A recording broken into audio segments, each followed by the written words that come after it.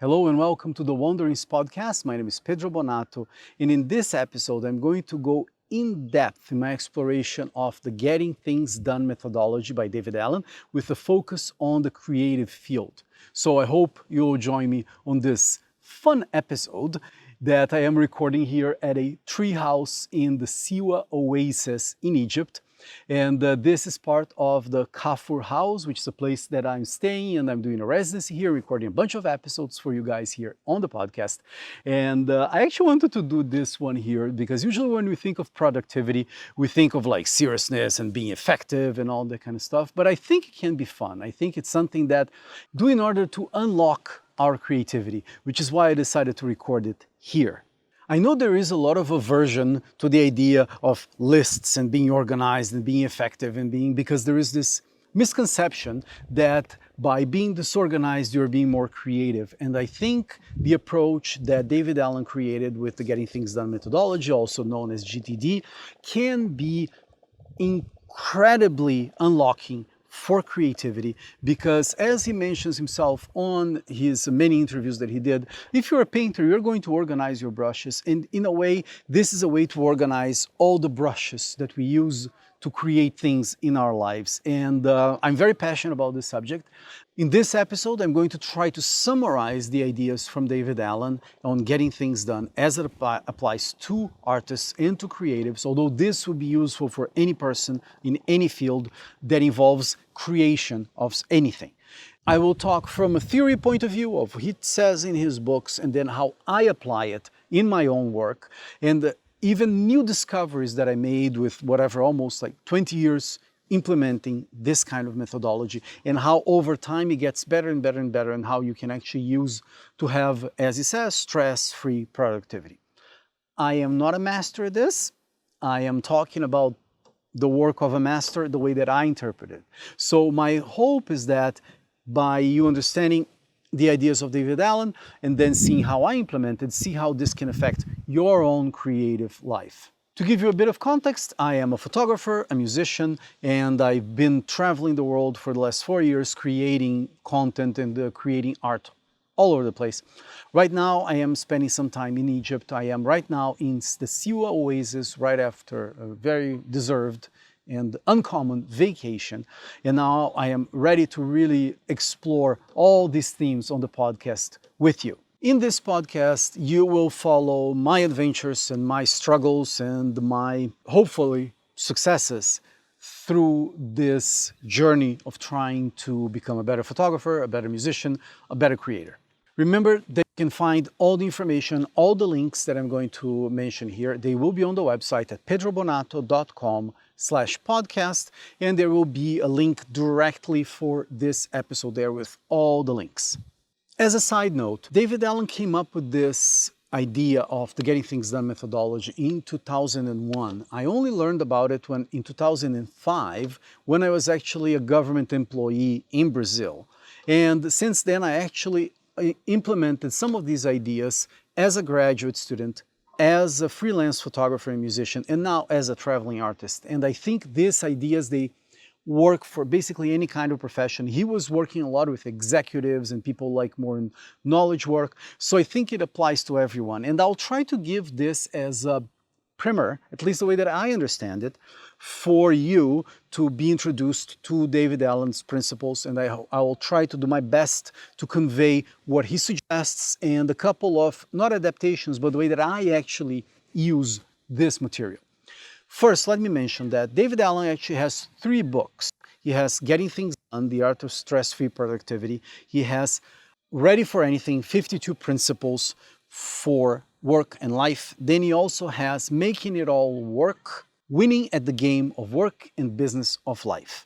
He also, I think a couple of years ago, relaunched like a revised edition of Getting Things Done, which was originally, as I mentioned, published in 2001, which has been like in internet years, that's forever ago.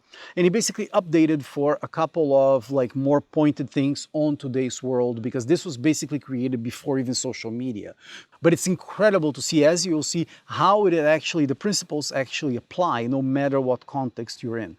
I highly recommend it. These will be my book recommendations. I read all 3. I highly recommend, if you can take his classes, if you can take a look at his interviews, which he has many, and I hope to interview him someday for the Wonderings podcast. You should look into his work directly after you take a look at this primer that I'm going to give it to you. So first, what is GTD? What is getting things done? What is this methodology about? Basically, it tries to encompass both your personal life and your work life into a balanced way so you can have stress-free productivity. That's what the idea comes from. His basic idea is that you need to use your brain for what it was made for, which is to thinking, problem solving, being creative, and you need to put the results of those thinking, that thinking, in a trusted system. That's basically the idea. And one of the problems is that today we come up with ideas and we store it in our brains. We store it in what he calls RAM, right? It's like as if you are like in a computer analogy, that you have all of these ideas and maybe the shoulds, coulds, woulds, all in your brain, and you don't really stop and have a complete inventory of your life in one spot. And he advocates for this idea that your mind is made to think about things, not to store information. And he says that your brain is great for certain things, but it's a terrible office, right? That's one of his analogies. And the way to do this is that you come up with a system that really encompasses all your life's work in a way that is accessible to you in the context in which certain activities arrive. That's the basic concept as I see it. And that anxiety that we have of having unclear things in our head, that anxiety from not really knowing what's the outcome of an idea that came into your head is, I think, one of the core principles of David Allen's idea of getting things done. That is this idea that you allowed something into your life and then you will need to decide what it actually means and what to do about it. In other words, you'll have projects and next actions, which is the core of his methodology.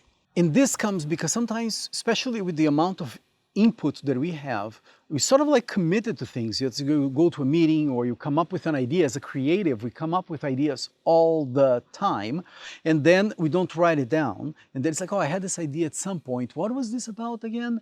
And you have this sense of anxiety that maybe your time would be better allocated doing something else. And the light at the end of the tunnel, as far as I can see, is David Allen's methodology. I think it's a very cool way to approach this kind of work. And that's where he uses sort of like Zen martial arts analogy.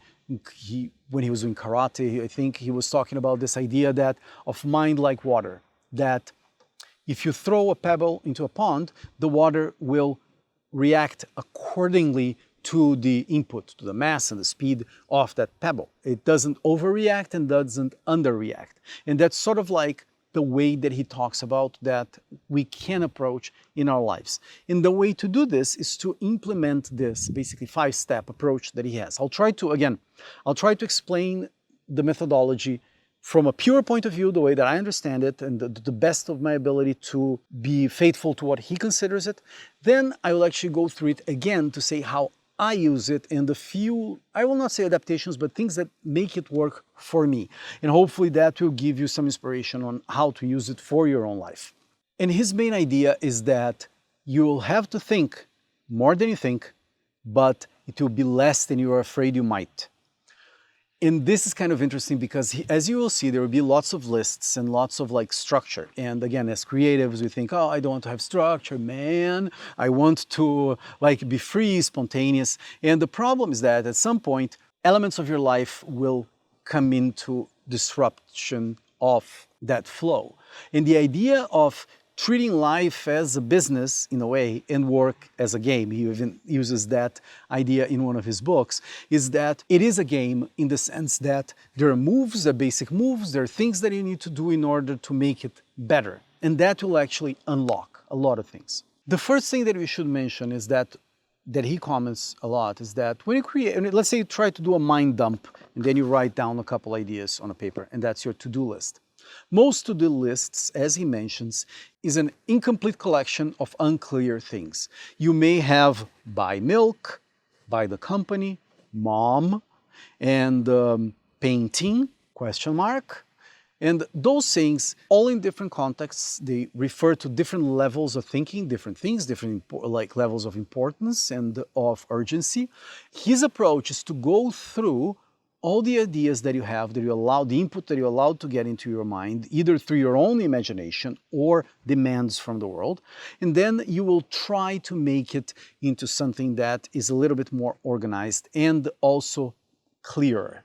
One thing I should mention is that David Allen is very agnostic about which tools you're going to use. You can use notebooks, you can use computers, you can use phones. He even makes the joke, you can write on your leg, whatever works for you, but as long as it works for you. So I will talk about the systems that I use, but they are very particular to the way that I work and also to the way that I got used to working as well.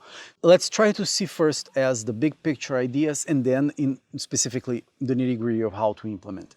First you need to consider is what he calls capture, which is the first step. That is, all those inputs that you allowed into your life, how are you processing those and how are you collecting those? Maybe you have 10 notebooks and 3 different emails, plus your social media accounts, plus your messaging apps, plus whatever other places, like you have meetings with your boss, you have all sorts of your meetings with your clients, so you have all that input. And the idea is to capture all in one place all those ideas. And you'll also have to do a little mind sweep and come up with things that they come in weird strings, like you remember you need cat food and you need to buy the company. Those are examples that he uses a lot. Or I need to check my tires, I need to decide on this new master's program, and I need to see the health of my mother, and I need to, it's all those things. You basically write it down, you're not organizing at this point, so the capture moment is where you grab everything and you put it in one place. Another thing that is kind of radical that he suggested in the 2000s, but I think now is sort of commonplace, you do not use your inbox on your email client to serve you as reminders of things or even as a place where you process stuff. The analogy that he uses that is sort of like outdated today because we don't really use like voicemail, but it's like you're not going to leave a voice message as a reminder of the action there. You're going to write it down somewhere. And I think that's an amazing idea, which will come back again when we're talking about social media. But in principle, you'll have everything in one place. You write it down, one notebook or a piece of paper, whatever you decide. But that's your in basket. It's a place where you grab all the ideas that may have potential value to you. And then comes the next step, which is clarify. And clarify may seem like it's going to be part of the same idea. What do you mean? It's written right there. But actually, not really. You have to decide what that thing is. And I'll give you the one example that is classic from him and another example that it comes from my own experience. The example classic is that, let's say that you wrote on your list tires. And tires, okay, you have to think about it. What does that mean? What that reminder gives? Sometimes it will be obvious, sometimes it will be less obvious. In this case, it's like, I need to get new tires for my car. That's the example that he uses. And then he actually thinks, so that becomes a project. And a project in David Allen's methodology is anything that requires more than one action step to be completed, and he does not make a difference between work and personal. I personally think that's a great insight, a great way of doing things, because I like to consider my life as a whole. So if there is something that is going really bad in my life or really not organized properly, it will reflect on my professional life and vice versa. So having this idea that you have an input, let's say tires, that becomes a project.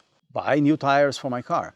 And then the next action, and that is the very cool thing that he talks about, which is what's the next physical step in the world in this process of change tires in my car. So we came from tire as a word, then you go to buy new tires, change tires in my car. That will mark as that action completed.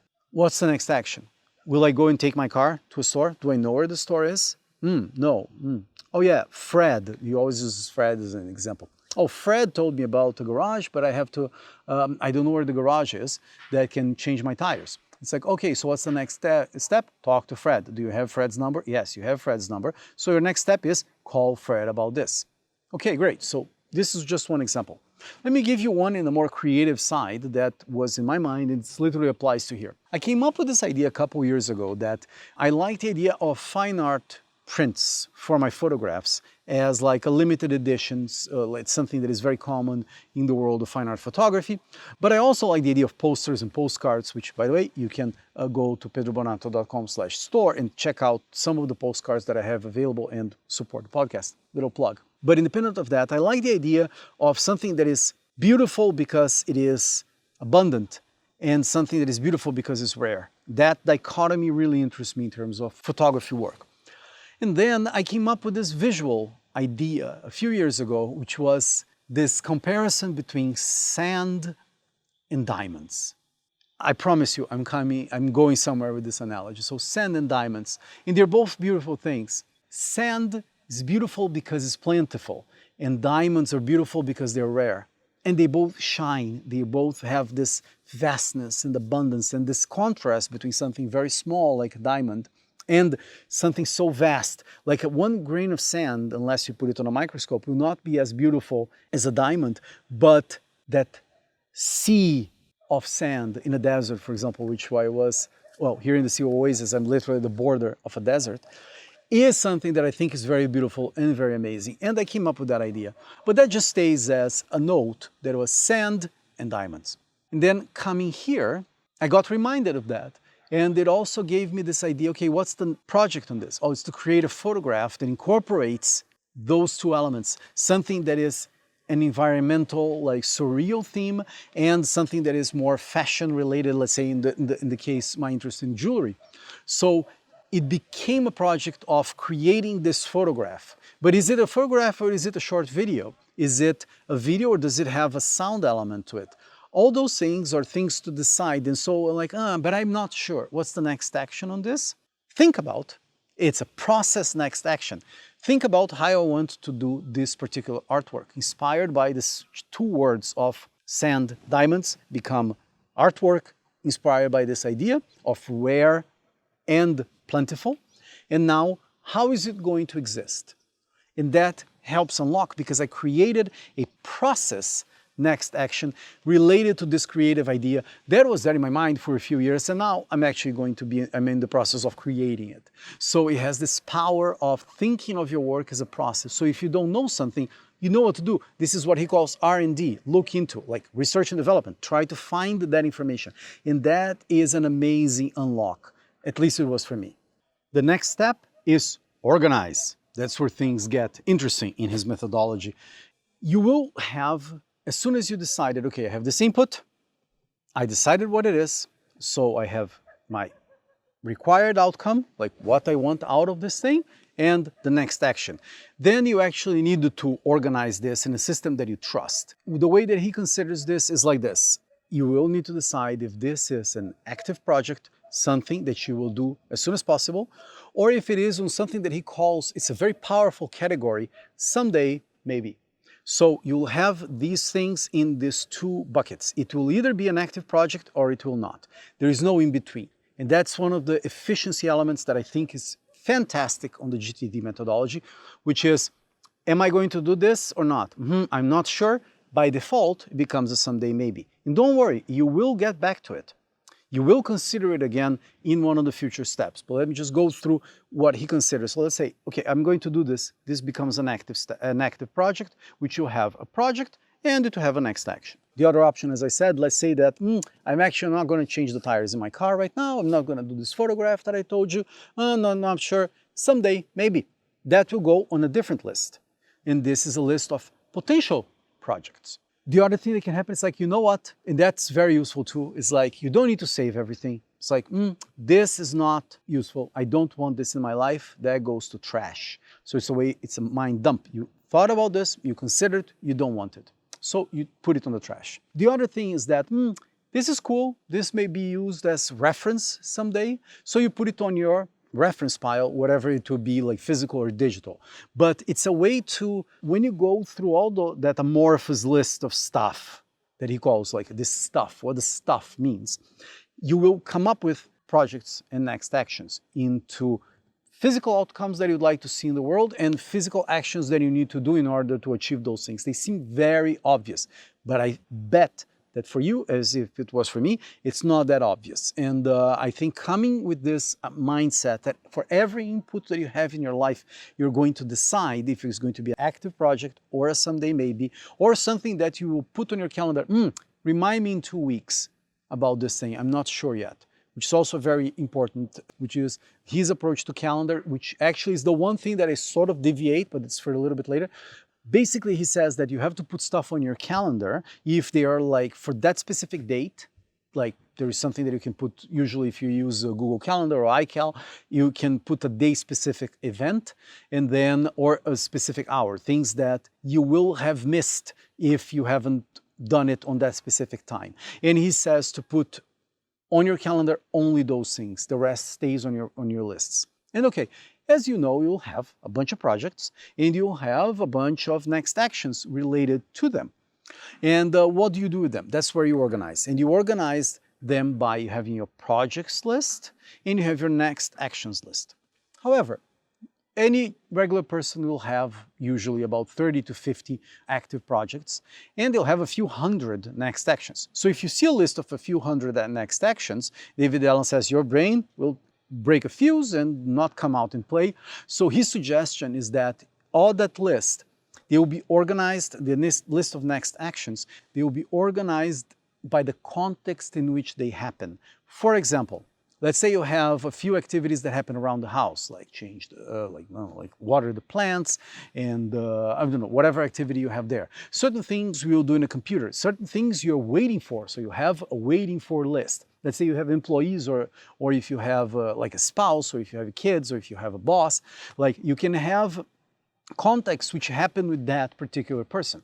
The way he organizes sort of like at home, at computer, at hardware store, at spouse, at boss, at colleague, and you put stuff according to that list, and then when you're in the context of doing that particular work, you go there and then you do it. But you're only seeing, you can switch your context, but at any point in time, you are seeing the list of things that are active on your active project list, but in your context, right? We'll come back to this. But that's what we have so far. Basically, we get an in basket in your mind, or like basically in a piece of paper, that you capture everything that has potential value in your life. Then you clarify and consider, what is this? Is this an actionable step? Is this an actual project if it has more than one action step? Then you organize on your system.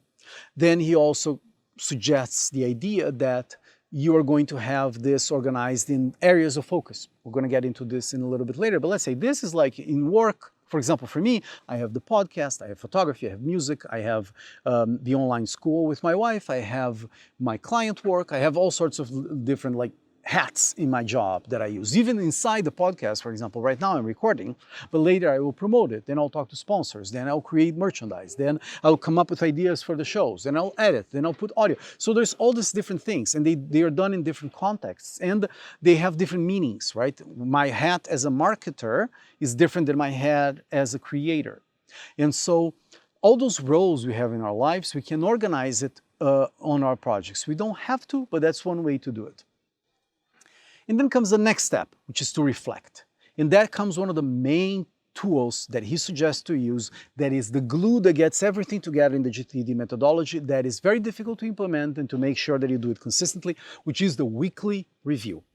The idea of the weekly review is that you will be an executive. You're going to gather everything that you collected throughout the week, all the new inputs, all the new things that happen in your life that you could not predict. That is right there. And you're going to think about it and put it in the context. You're going to process it through this system. What is it? Is it actionable? What's the next action? And you're going to go through all of that, and you're going to implement into your system according to your values and all those things, which you're going to get in a little bit. Sounds complex, but it's because I'm trying to say this as fast as possible so that you can have at least an idea of what the methodology is. But trust me, if you go through his books and if you listen to this, and when I put it in the context of how I implement it, to be way more clear and way less cluttered in the, maybe it's cluttered just because of my presentation. The idea is actually very, very solid and applies broadly to the way that we think about things. So when you are on your weekly review, you're going to have your project list your next action lists. You're going to have your projects according to your areas of focus. That's where you're going to consider, oh, maybe I should be, I haven't seen my kids in a little while, let me give them a call, put a project there. Oh, maybe I'm not considering my health that much, let me see what I can do about the training plan. And those kinds of things, they will happen on the weekly review. And that's where I think it's an amazing thing for creatives, because you'll be able to every week take a look at your someday maybe list. That's where, I wanted to do that photo, but I'm not sure.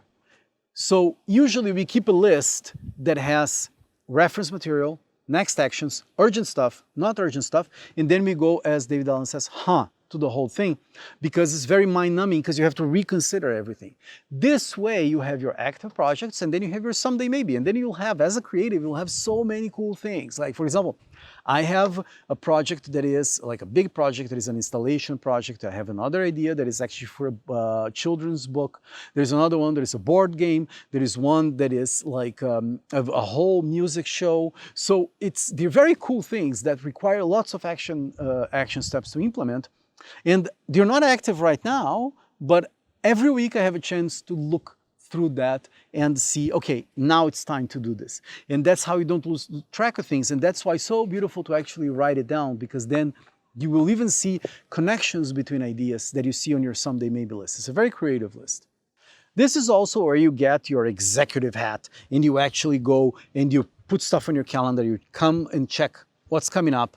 You see time-specific things and how you see, given your work, what can you fit in on your active project list. And then you go into the final step, which is, he calls engage, which is you actually go and do the thing, right? That's something you do throughout the day, throughout your life, throughout work.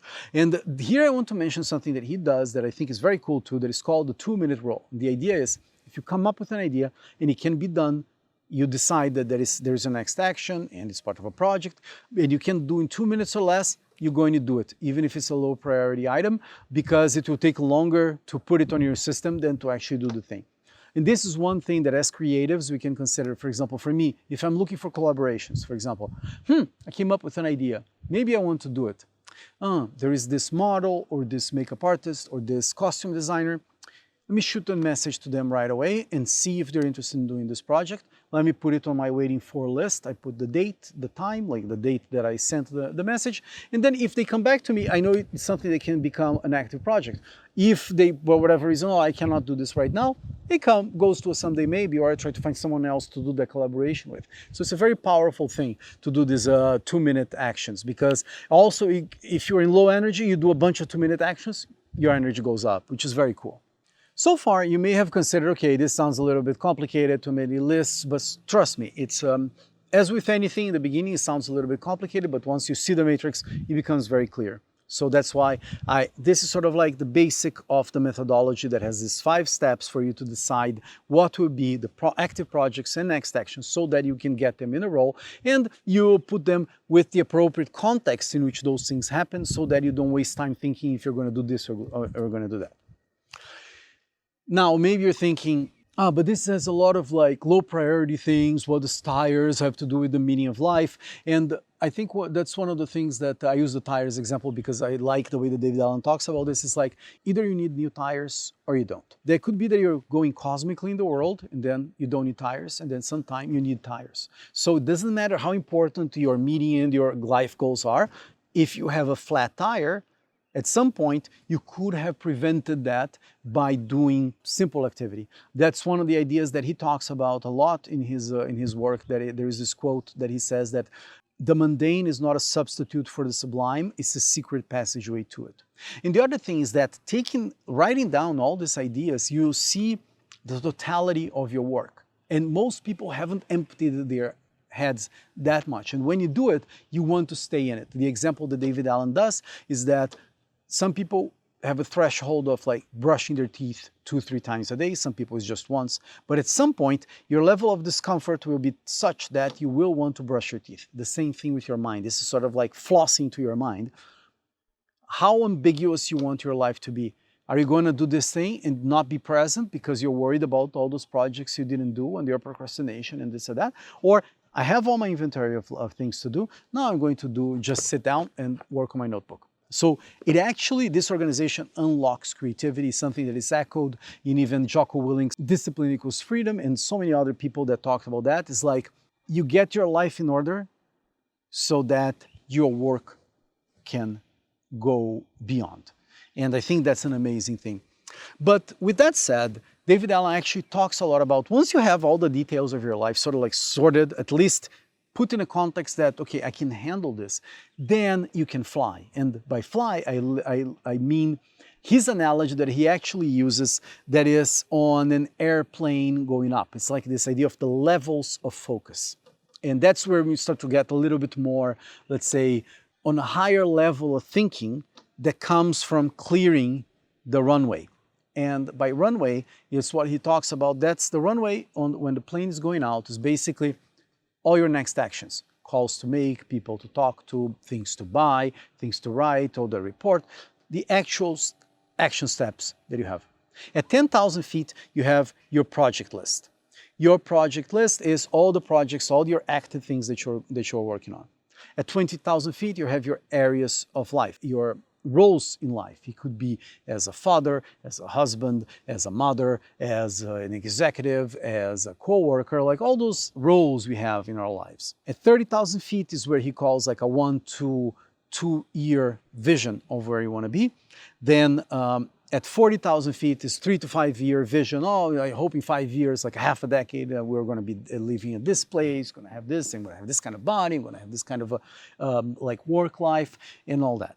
And then at 50,000 feet is where he calls, what's my mission? What's the thing that I do? What I am in the planet to do? That's where you can get both what he calls horizontal, meaning all those projects that you're doing right now, and vertical, which is this altitude game of where are you seeing this? And the cool thing is that for every project you have, if you have a list that is complete with all your projects, all your next actions, all your someday maybes, is that you can plan them according to those levels. Let's say that you're very busy and you're working a lot, but you have a 5-year vision that you're going to make partner and then you're going to, or let's say you're going to work for this many years on a specific project, going more in the creative field, but you know that in about 2 years, if you make this thing happen, it will free up a lot of time in your life. So you might as well do that. Or maybe you're considering, I'm actually as a, let's say a father or as a husband, I'm not spending that much time with my loved ones, so I'm actually going to change my focus and change my active projects based on that altitude game. And I think that's a life-changing, very cool idea. The other way that I think is very useful for artists, and I hope you will find this useful too. Something that he talks about on Making It All Work, his third book, that usually people don't talk about. And again, I'll just mention this little jab at Cal Newport, which I love. He really changed my life in a lot of ways in terms of productivity. But I think he completely gets David Allen wrong. He thinks it's more about the runway stuff, like in how to organize, like not have an inbox zero kind of stuff. But David Allen actually talks about these higher end things that Cal Newport talks about in his deep life philosophy. It's just he's using different words for exactly the same things that David Allen talks about. And here, I'll give you an example. He's not really a jab at the guy. I think he has very cool things. Just I think he's misunderstood. He's misunderstanding the depth of and complexity of the getting things done methodology. He is, in the best way that I can see, seeing people that are not black belt in GTD, he's seeing the blue belts and assuming that the methodology is represented by the way the blue belts work. And that's not true. Okay. Little side rant out.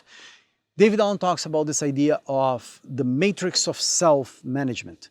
And that's basically a map of your internal life in terms of control and perspective. And so sometimes you'll have a lot of control, sometimes you'll have a lot of perspective, and sometimes you have low on both. So it's like this 4-quadrant thing that he does. And the idea is the worst part is when you have low control and low perspective. Low control, low perspective, that's when you are in a victim responder mentality. Oh, everything happens to me, I have no control over my life, and I have no perspective where I'm going. We've all been there. Then you start really working, and trying to get efficient, and then you maybe get to the level of micromanager / implementer, which is the person that has a lot of control but low perspective. I'm doing things very efficiently, but why? Right? How many times we've been into the rabbit hole of going into productivity systems, but okay, but why are we doing that again? Very important way of thinking. Then you can go to my corner of the world usually, which is the crazy maker visionary, which is the person that has a lot of perspective. I know where he wants to go. I know what he means. I know the context in the world, what it is, but very little control, meaning they're not actionable steps. There are no projects related to that vision. And then you get to where you want to go, which is the captain and the commander, which basically means you have high control and high perspective. And that comes from implementing these ideas, having both the altitude game of seeing how far into the future in your life you want to consider, and also taking responsibility to see the projects and the next actions that you have to do in the moment in order to make that happen. Okay, so lots of stuff, high level, very mundane. Let me try to sum it up for you in a couple minutes, and then I'm going to talk about how I do it with the specific tools so that hopefully it will be more clear to you how this whole thing works. And I hope this is interesting and useful for you. Again, you can be high tech, low tech on how you approach, does not matter. What matters is you're going to have a place that is called in. That's a place where you're going to put all your ideas, no matter, you're not trying to clarify and understand. You're not trying to do all the processes at once. You're capturing ideas. That's where you do it. That's your in basket. Then you have your clarifying part that is going to decide what the thing is, if it is an actionable project or not. And that's where you're going to have your list of projects, your list of next actions according to the categories, so with the context in which those things happen. You're going to have your calendar for he calls the hard landscape, meaning there is the hard landscape and the soft landscape, and the hard landscape is like this thing will die if it doesn't happen this day. Then you have your reference piles, which is like your reference material, hopefully organized. Digitally, you're going to be organized anyway, but then hopefully physically as well. And those are the things that you use to support your active projects and maybe to consider other projects to do. But they are not a reminder. You're not using your stacks to remind you that you have stuff to do. It's there as reference. Then you have your trash, which basically means you're going to take it all out, and then you have what he calls your creative checklists, which in this case you're talking about our roles, or maybe you'll have a very specific one that he wants to do that is related to your work. I'll give you examples of that in mind. And that's one thing that he talks about a lot, that is how to use, for example, when you're creating plans, how to use this natural planning model. I'm not going to go much into detail, but it's the idea that you don't go too linear too fast. You use mind mapping, you use this Gestalt approach, and then you get into implementing. So the idea is you grab a lot of ideas, and then you have even more ideas, and then you go executive, and then you get the projects and the next actions. But it comes from the idea phase first. Some people try to, me and my wife are actually very yin and yang in that sense. I like to, okay, but what's the deep vision about this? And she goes, okay, but what are you trying to accomplish? Next actions, what's going on? On average, we do it nicely. So the philosophy is, what are we trying to accomplish? And what's the next action? That's sort of like the idea that will unlock the GTD methodology and actually to make your brain work a lot more clearer, I guess that's the right way to say it, because it will confront you between those two worlds. The world of, okay, how can I have busy work and be on that trap of just doing stuff, not considering the big things, and other person, I just think about big ideas, and but I don't deal with those small things. It puts you in the middle. It puts you exactly where things happen, which is which projects you have and what are the next actions, and they are related to the dirt and the sky, which I think is what the beautiful thing is about the GTD methodology. And that's the general idea, as best as I can give you, of the GTD methodology in terms of how David Allen presents it. I hope it is clear enough. I highly recommend you go check out his books and read them in order, because they are amazing. And I will now talk a little bit about how I implement it in a more like specific ways, including with some tools that I use, the specific tools, so that you can see sort of like in action. And I would ask, if you found this interesting, please consider sharing this podcast, maybe this episode, with one of your friends. This is how the project grows, which is useful for me and useful for you because I will continue doing it if you find it interesting. And also it is a way, well, for you to give me a thank you if you can, that would be great. And also in my experience, it's sort of like, I remember who told me about David Allen, and it really unlocked a lot of things for me, and I'm very grateful for that person. And we never know what people will need and what will unlock. So if you found this helpful for you, if you're here up to here, I would ask you to like share with someone. Even use this as like an excuse. Oh, I was watching Pedro on this thing, and then I think there was a couple good ideas there that you might find interesting. That will mean a lot to me, so I invite you to do that. You can do that either if you're listening to this on one of the audio platforms or on the video platforms. It would mean the world to me if you can recommend. Again, if you want to leave a review on all of those platforms, that does help too. And again, if you want to go to pedrobonato.com/store, there is a bunch of products that I created specifically related to this podcast, and I hope you'll like them. And now let's take a look at my Wanderings tools related to GTD and how I do it, and hopefully to be useful for you. Again, on the capture side, I work in the following way. I have one notebook that is my current notebook with ideas, and this one basically, it's related to all the things that I'm doing. I go through it, then I put it on the computer later and I'm processing. But this is my notebook in an analog form. Why an analog form? Because I really like the idea of not having my phone and my computer at all times with me. One detail, I am in a Mac environment, so the tools that I'm going to talk, sometimes they will be more for Mac users, but whatever, I'm sure there is equivalents of this in the Windows world and Linux world too. So it's just a matter of Googling, or even better, using Perplexity to find what are equivalent tools in the Windows machines for this particular tool, and you'll find them. But the one that I use is Notes, like so Apple Notes, they sync between my phone and my computers, and that's very useful. That's where I put the main ideas, main projects. And of course, I have a bunch of different email accounts for different projects and for different work, so that's where it comes in. And that's one of the differences that I think happened between the launch of GTD as a methodology and what it is now, is that if you thought that email was already a lot, you haven't seen anything when you consider all the inputs we have in all social media and in WhatsApp and all the messaging apps and all that. It's sort of like, that's why I think the work, now I'm going to say good things about it, like the work of Cal Newport is amazing when he talked about a world without email and when he was talking about digital minimalism, because I think it's more necessary today than ever, which is why I like to use a lot of the analog tools. In the high-tech version of this, Day one, the journaling tool, if you've been listening to the podcast, you know that I actually want them as sponsors, and I use them all the time. Is this tool that is a journaling app that you can use on your computer, on your phone, your iPad, and you can create multiple journals, multiple different kinds of journals. The way that I use it is I use it as an input tool.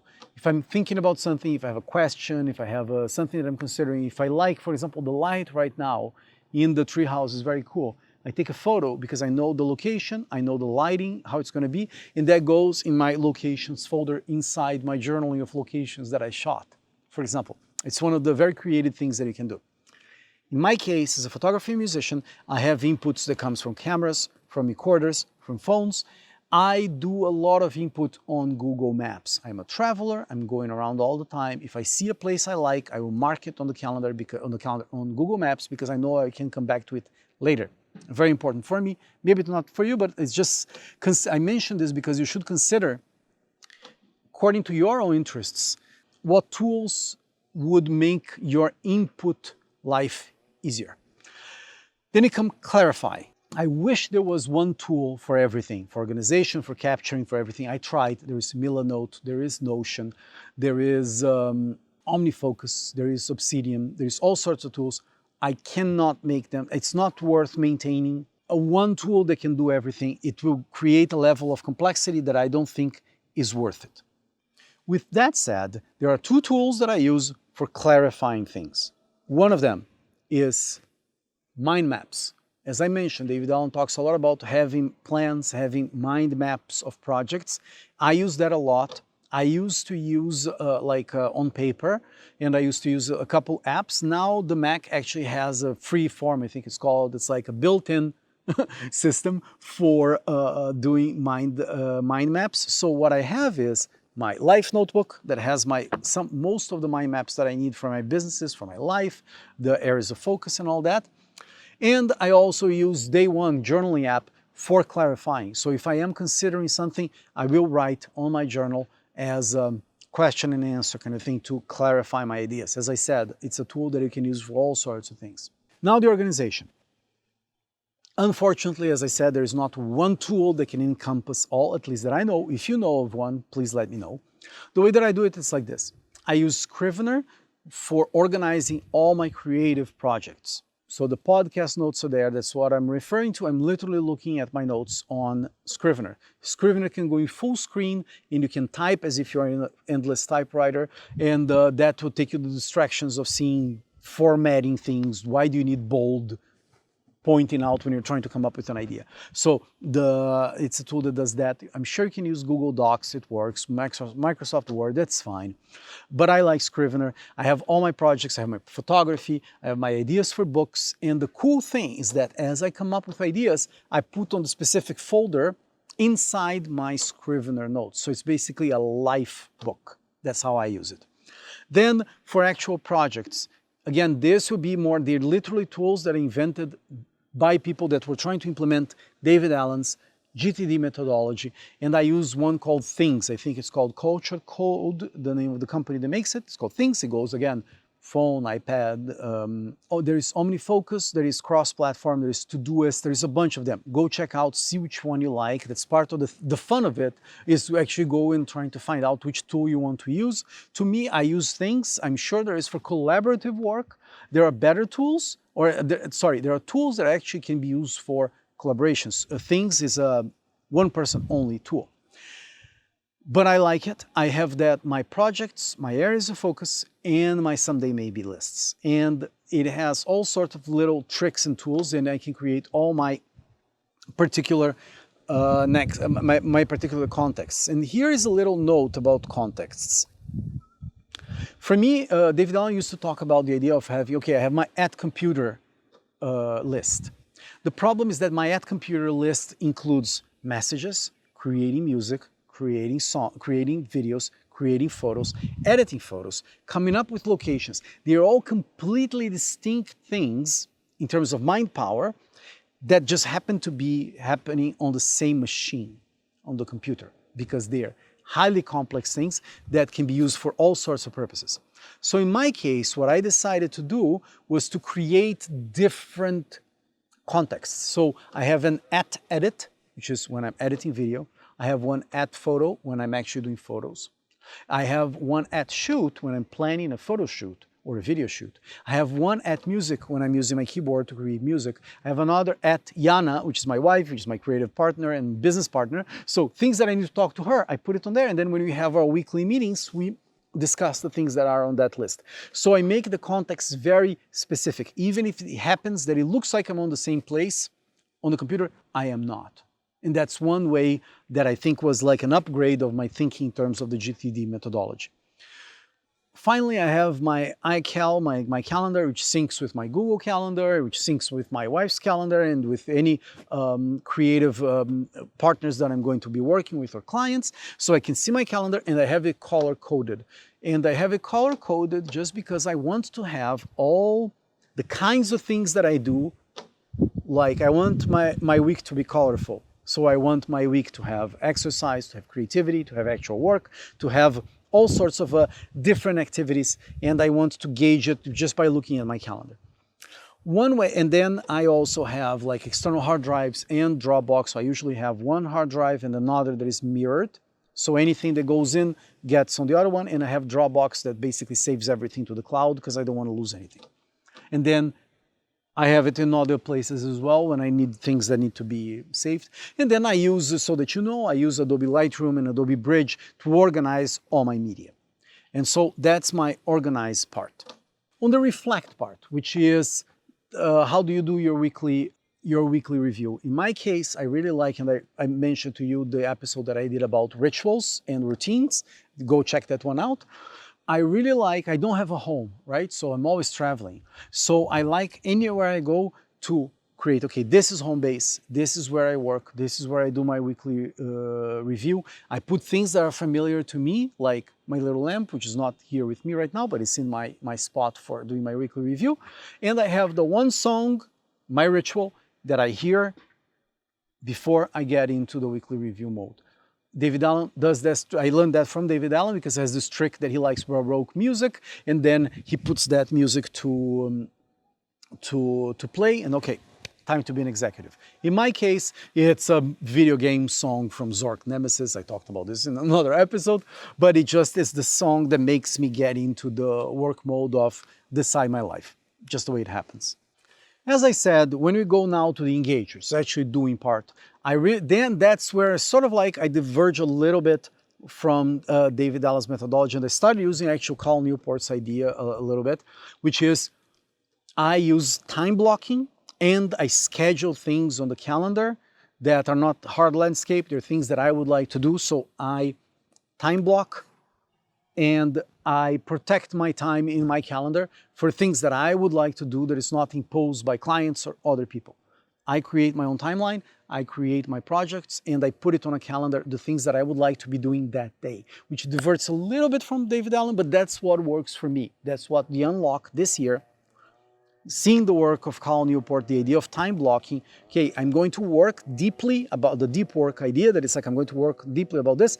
I batch ideas and I do that. That's the difference that there is. And then my refinement of the way that I understood David Allen before, and then I'm doing it now, is this idea that my computer is not one tool, it's about 10 tools. And I use them differently. I even have different images on the background. If I'm working on music, if I'm working on photos, if I'm working on videos, I wear different things because I'm not in an office, but I go to the office. I change those things, and those are, I resisted this like the plague before because I thought they were so silly, but in the end, it really happens. We are animals of habit. If I put on certain kinds of clothing, I get into certain kinds of ideas. And that's something that actually David Allen talks about, which is you have different inputs for different things.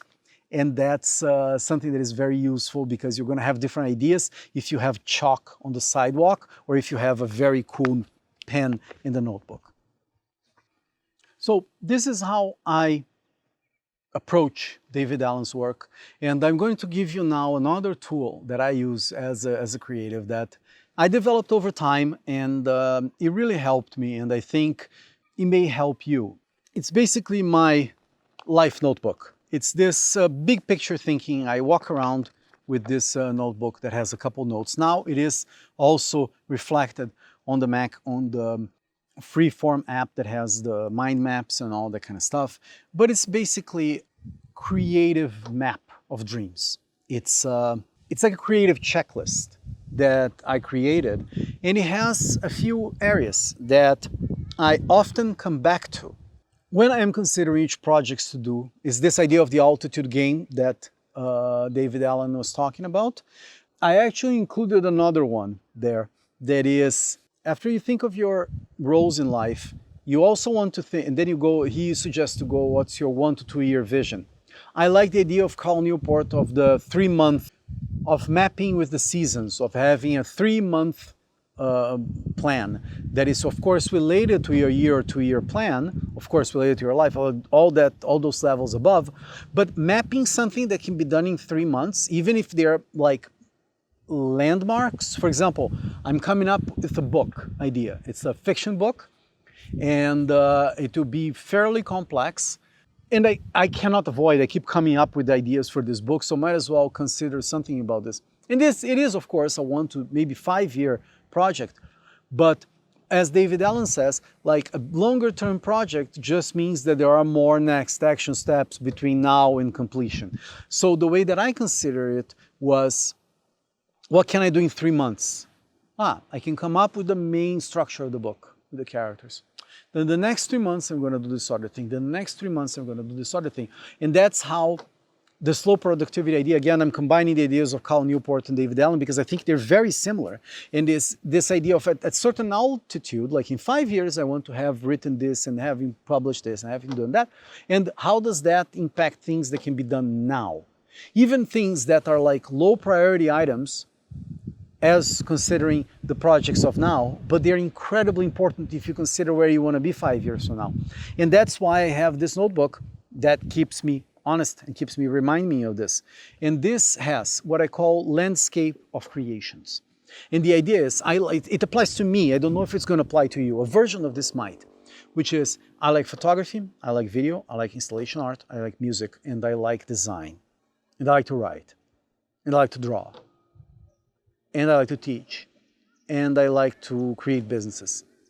So all these things need to exist somewhere. And what I understand today is that art will manifest differently at different times. Right now, I'm really focusing on the podcast and my photography and my music and a few educational projects coming up soon, but I know it will change over time. For example, I would love to draw something that I wanted since childhood, draw nicely, but I'm not ready to stop and give the time commitment to actually do it nicely. I know I will do this later, but it's not for now. So having this landscape of creative possibilities is something that really speaks to me and actually takes away that anxiety. Oh, I want to do this, I want to do that, I want to do that. Okay, I can do this now, I can do this now. It will manifest differently at different times. That's why I keep that list. The other one is what I called, I actually talked about this in the episode about creating a vision and a plan, is what I call the landscape of activities. It's literally little drawings, ironically, of me doing different things. And this is like a reminder that those things are important. It can be recording a podcast. If I spend too long without actually coming up with photographs and actually taking shoots, I know I get anxious. So I have all that landscape of activities, from physical activity to the most boring, mundane things of like washing dishes. I have that. So related to that, I have my day maps. I mentioned that on the rituals episode, that I have 5 kinds of days, and one is a shoot day, one is a regular work day, another is an emergency day. And then I also have a vacation free day, which I usually don't, and I have an explore day. I'm not going to go into the details of that, but I have that mapped out and what happens in those days. If I get an emergency that is business or personal related, what do? I have no anxiety about stopping the other stuff I'm doing and dealing with this. No residue. And that comes from also this rehearsal idea that I think David Allen also talks about. Like, you have certain things planned and there are things you cannot plan. So how do you refocus? Relax, refocus. Something that he talks a lot about. Finally, I have a couple other things in my notebook that I really like. That is, okay, a list of this, it's a drawing of the outcomes of the projects that I'm working on. If it's a photograph, if it's a song, if it's a podcast, if it's like whatever other project I'm working on, if it's a design, like I'm working on a little like board game idea too, so that will be cool. So those things exist there. And anything that is active, I have a visual representation of what I want to do. I also have a bigger vision that I call the art of. You know, like when you have those books of artists that you see their life work and you can see all the works that he created over time. Again, very inspired by Leonardo da Vinci, but then not comparing myself to it, it's just an aspiration. And what if you do that for the work you want to create? That's what I did in this little notebook. I have it's the sprezzatura. I mentioned that on the vision episode. And David Allen talks a lot about this, all the vision that you create about the world you want to live in. And in my case, it's a lot of those creations, a lot of those things. I also have one page that is about my ideal life, what I would like to be doing, not both in material terms, but in my internal mind, my body, how I am in relationship with my family, my friends. I have that all represented in one notebook that I carry around. And then when I'm feeling a little bit down, I also have my cool things to do page that is like the 75 things that included things that I actually took off my list these days. For example, go to sleep in the desert and watch the stars at night. This idea was there since 2007. I finally did it, and it's check off and probably do it again, but it leaves this idea that things are happening, you can do it. And one thing that I think it's a very cool thing to do, let's say that even if you did very few things, and that's one thing that got me out of the funk in a way, that is, okay, in my opinion, I haven't done that much stuff. And I have all those things that I want to have done, I want to do. But I did these two things, so I see that as a step. I already have a step. Even if I just came up with an idea related to that thing, I have a step. That helps me. I hope it's interesting for you. And finally, I wanted to mention that the way that I see those roles in life, which I think it's a very important way of seeing things.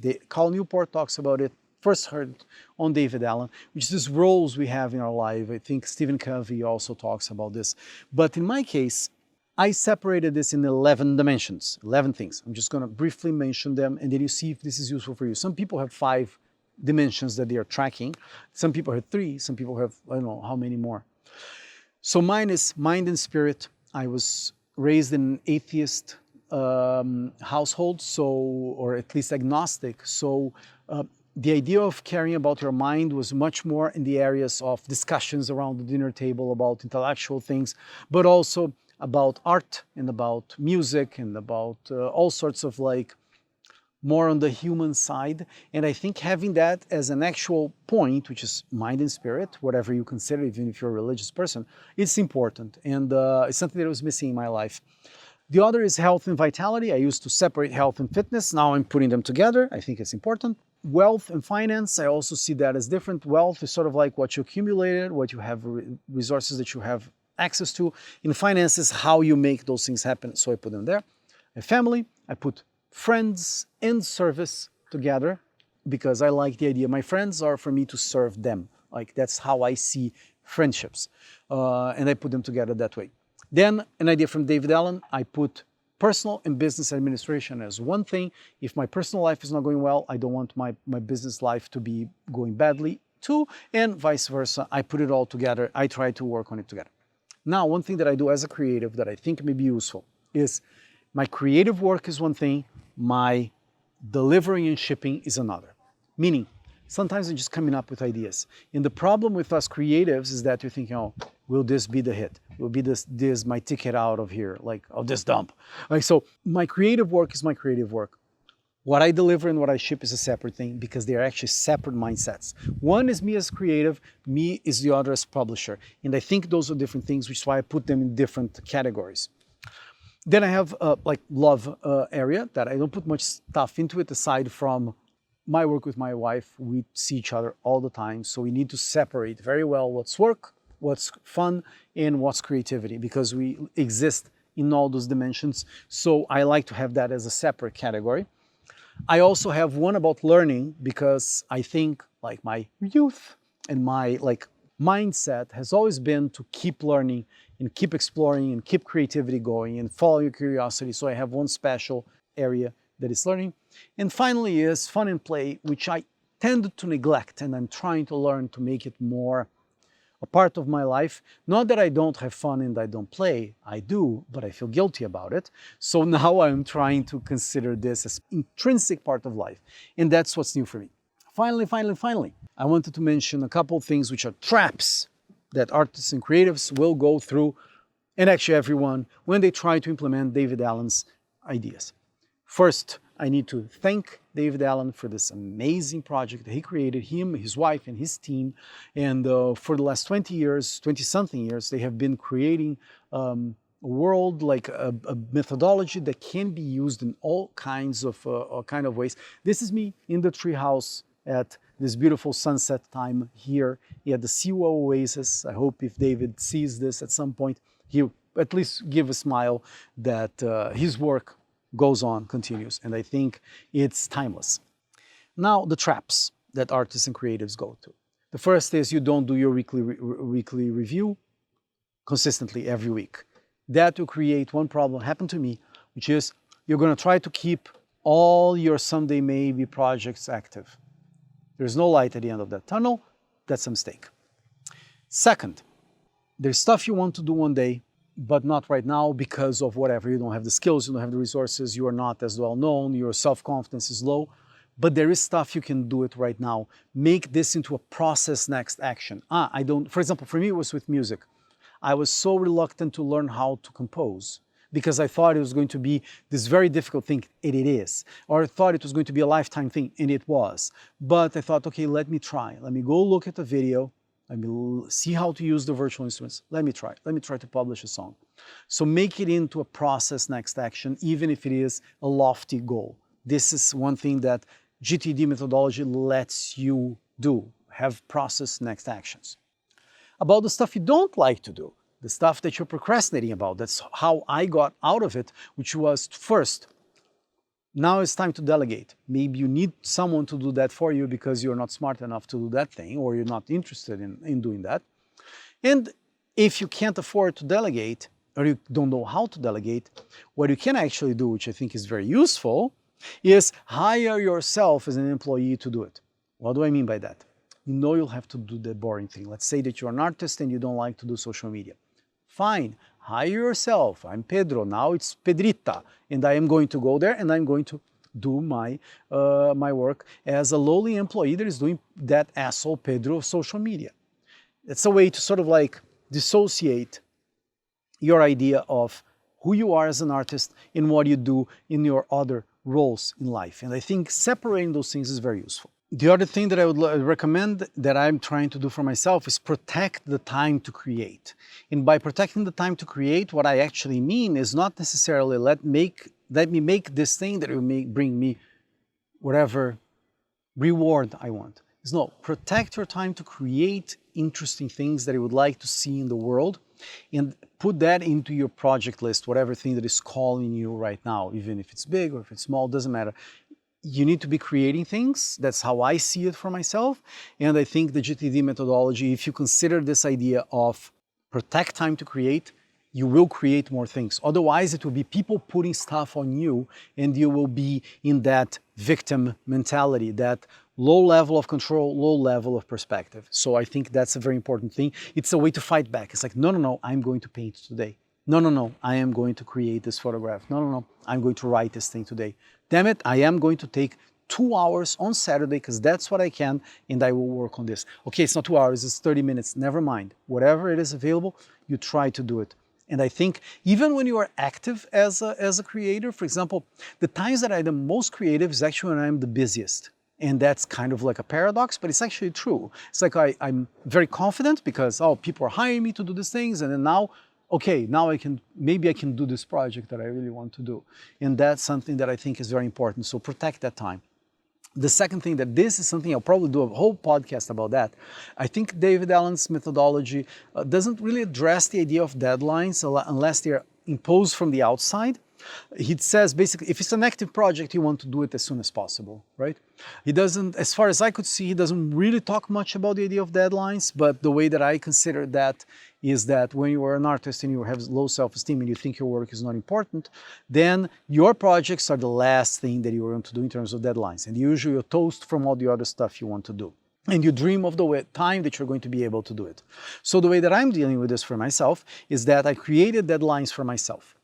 And to me, that was incredibly difficult to consider. I don't know how, I don't know why, but it was like, why would I put October 28th, the day where I put this podcast in the air, for example? This podcast, I mean, not this episode, but the podcast, the new podcast in general. Why would I put that on that date? It can be any date.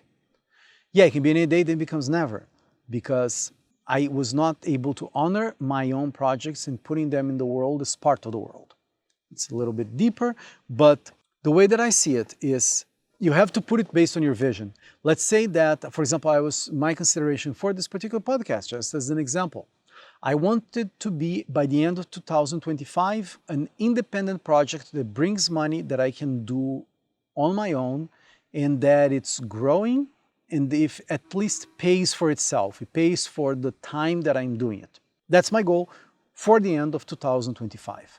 For example, hopefully it will happen before, but that's a goal that I impose. So if I have that idea, when does it have to come out? I have to be consistently doing it for a year. How about 15 months? That's why the October deadline, because then I would have enough time considering my resources, considering my interests, because I have 100 episodes planned. Now it's just a matter of recording them and seeing how they change and seeing what happens. And that really unlocked when I created deadlines for myself that were imposed by my ambition. I haven't thought about it that way. To me now it seems very obvious, but I haven't considered it that way. And now I am considering exactly like that. So this idea of creating deadlines for yourself that are based on your ambitions is a great idea. If you have the ambition of being a billionaire in a year, good luck. I think that's sort of dumb, but let's say that that was your idea. How would you make that happen? Then you have to put your deadlines accordingly. It's also a lot about giving yourself permission to be creative. That's where the GTD methodology for artists and for creatives really work. Because if you have your life in control and if you have your things going and you sort of know, okay, I know I will think about this, now I can actually go and be creative. Now I can just look at the trees and look at this and draw or do whatever. And I know that I'm not wasting time, that I know that I will think and I will think again, and that my ship is in order and it's going in a certain direction. And that's the power of the GTD methodology when it applies to giving yourself the license to create. And the other thing that I would recommend, that's an idea that comes from Julia Cameron's Artist Date, that is on her Artist Way book. It sounds like a side tangent, but it's very important. Go on artist dates. Artist dates is something that you take yourself into basically once a week, once every 2 weeks. It's yourself, it's not with a bunch of people, and it is go to a museum, go to a concert, go read a book. It can be all sorts of creative things. And I think when we go and see, as creatives, when you go and see creativity from other people, it sort of serves as a portal and like short circuits our worries. It can be a little bit of FOMO, like a fear of missing out when you see other things, but at the same time, for me at least, when I go to a museum and I see beautiful artworks and I see something that was created 200 years ago that inspires me still, I stop thinking about that artwork and I think a perspective of what I want to do for myself. And I think that really helps if you're going to go to a museum right before you do your weekly review, or even better, go to a museum and do your weekly review there. That's an idea. It can really bring the best of the GTD methodology when you do have this creative ability of change contexts. Speaking of changing contexts, avoid changing context, like too often. So if you're going to work on one thing, be in the context of working on that thing. Don't go on your phone, email, all that stuff. That's Cal Newport stuff, like you know this. And that actually has to do with another thing that as creatives we do, which is we get inspiration from other artists. And do that, for example, these days on social media. And it has that button on Instagram, on Facebook, and other places that you can save that post. You can even organize it there. And I highly recommend you do not do it that way. It's very convenient, it's very cool. At the same time, you will be sucked into seeing your messages, seeing your likes, seeing what you're doing, having the FOMO, oh, my account is this way, that account. It's a crapshoot. You don't need it. What you can do, for example, is what I've been doing since the beginning of the year, is I like something, I bring it to my Scrivener, I bring a note, I take a screenshot, and I bring the link, the original link, right there, and I use that as my inspirational mood board. And then offline, I look at it. And I think that's such an unlock. I know it's less convenient, but you'll think more about what the kind of things you're saving. And you'll look at it again, because if you go on the context of Instagram and social media, there are all these things that are distracting, they're there. And otherwise you have to go and scroll and scroll and scroll and wait for your feed. It's a never-ending thing. It's like the best thing is to have that offline somewhere. And that's your creative mood board. And the other advantage of it is that if you do this way that I'm doing, for example, with Scrivener, let's say you have your music ideas, and you have your photography ideas, and you have your design ideas, you have the idea for your house, and you saw a post there. You don't have to go through your Instagram and be lost on that. You already saved it. And what if the person deleted it? You already have a screenshot, you have it saved right there. So you start having this map of your creative things with the related resources. It's sort of like footnotes of creativity. And I think that's using the power of the ability to see all these ideas somewhere, but actually use it in a very cool context. Another one that I have in that sense that I started doing was when I see a cool musician doing a cool thing, like say for drumming on social media, I used to save in a folder called drums. Now I put it on my Scrivener folder. It becomes even like almost my own customized textbook that I use for my training in music. I discover a new rhythm, I go there and I put it there. So suddenly I have in one place that is my own, that is not a company that's trying to hijack my attention, that is my own. That's both an idea from GTD and an idea from Cal Newport, GTD, with David Allen, what he was talking about. You are gonna diet when you see the amount of things that you collected for you to read and to watch. And so this is one way to take control of your creative input. Again, this is the best thing that you can do in terms of learning, of unlocking things, that is to have process next actions, research steps. And those research steps are the parts where you go and learn. You learn new skills, you learn how to use different kinds of software. You put the time, again, using time blocking. Okay, I really want to learn how to do videos because I want to do a podcast. Okay, how do I do videos? You go on Perplexity, you see what's the step-by-step process to do video editing. Then you go and you watch that. I cannot recommend enough. 1 hour introduction to that software that you want to learn. It will map it out for you.